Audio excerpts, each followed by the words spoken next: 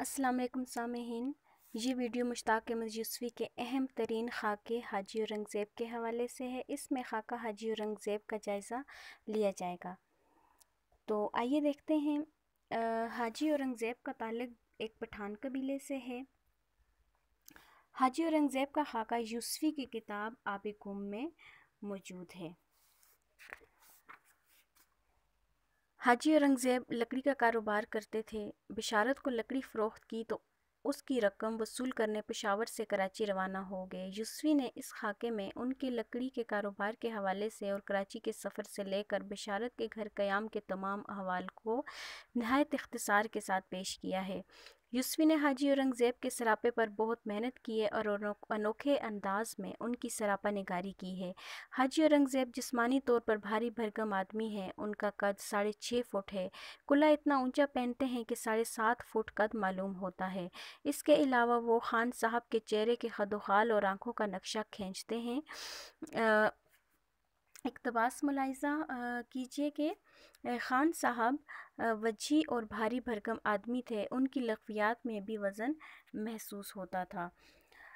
جب اٹھتے تو کرسی بھی ساتھ اٹھتی، سنہری مونچھیں اور ہلکی براؤن آنکھیں، بائیں رخسار پر زخم کا حلالی نشان، جو اگر نہ ہوتا تو چہرہ ادھورا دکھائی دیتا۔ اس خاکے میں خان صاحب کی شخصیت مکمل طور پر خاکے پر حاوی دکھائی دیتی ہے۔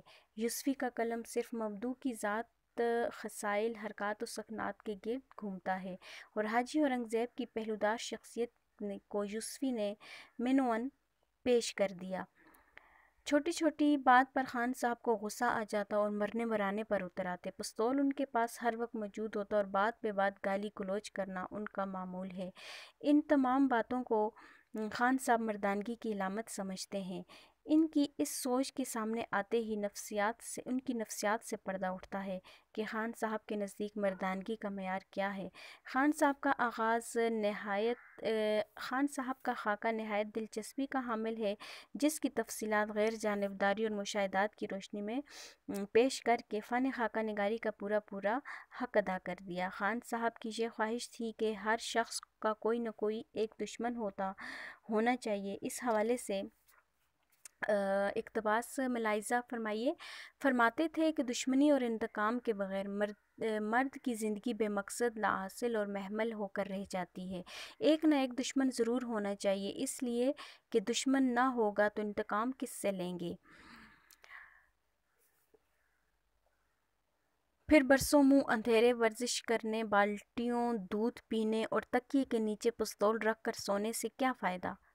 سارے آبائی اور قیمتی ہتھیار بیکار ہو جائیں گے۔ نتیجہ یہ کہ دلیر لوگ باعزت موت کی بجائے دمے اور کہہ دست میں فوت ہونے لگیں گے۔ یوسفی ان خاکوں میں توازن اور تناسب اور جامعیت پیدا کرنے کے لیے بیجا تفصیلات سے پرہیز کرتے ہیں۔ ان کی نظر صرف انہی واقعات پر ہوتی ہے جو خاکے کی بنت میں معاون ثابت ہوتے ہیں۔ حاجی اورنگزیب کے خاکے میں انہوں نے توازن، تناسب اور کو مد نظر رکھتے ہوئے انصاف کے تقاضے پورے کیے ہیں۔ خان صاحب کی داخلی اور خارجی کیفیات کو احاطہ تحریر میں لا کر ایک جاندار خاکے کا ثبوت فراہم کیا ہے۔ خاکہ طویل ہونے کے باوصف دلچسپی کا دامن ہاتھ سے نہیں چھوڑتا۔ خان صاحب کی خوراک کو موضوع بناتے ہوئے یوسفی لکھتے ہیں کہ کھانا کھاتے ہوئے یکسوئی سے کام لیتے ہیں۔ کھانے کے دوران باتیں کرنا معیوب سمجھتے۔ کھانا، نماز، نیند اور گالی دینے کے وقت کسی کی دخل اندازی برداشت نہ کرتے اور کسی سے بھی ملنے جاتے تو پستول ان کی کمر سے بندھا ہوتا۔ ان تمام عادتوں کو یوسفی بیان کرتے ہوئے لکھتے ہیں کہ اکثر فرماتے کہ نماز، نیند، کھانے اور گالی دینے کے دوران کوئی مخل ہو جائے تو اسے گولی مار دوں گا۔ دال اور سبزی کو ہندوانہ بدعت اور مویشیوں کی حق تلفی قرار دیتے۔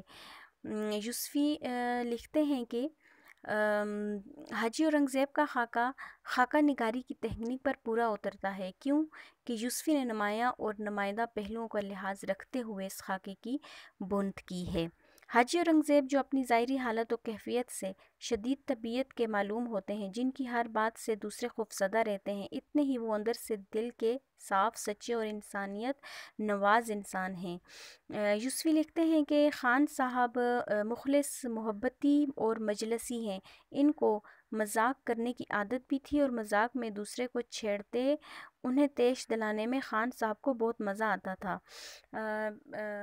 سامعین، یہ تو مشتاق احمد یوسفی کے حوالے سے مشتاق احمد یوسفی کا جو خاکہ حاجی اورنگزیب ہے اس کے چند پہلو آپ کے سامنے رکھے ہیں۔ امید ہے آپ کو